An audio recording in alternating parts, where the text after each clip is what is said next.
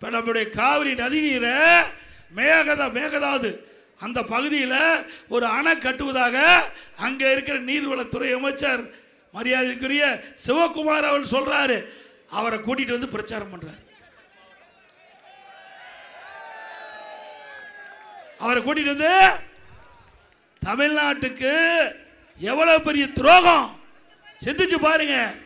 இவர்களுக்கு அதிகாரம் தான் முக்கியம், நாட்டு மக்கள் முக்கியம் அல்ல. ஆக செங்கல்பட்டில் நடக்கிற ஒரு நிகழ்ச்சியில் இன்னைக்கு கர்நாடகத்தில் இருக்கின்ற நீர்வளத்துறை அமைச்சரை இங்க அழைச்சிட்டு வந்து பிரச்சாரத்துக்கு ஈடுபடுத்தியிருக்கிறார்.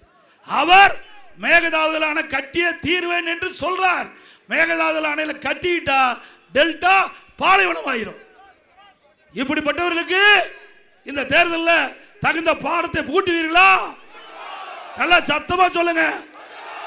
எவ்வளவு கொடுமை!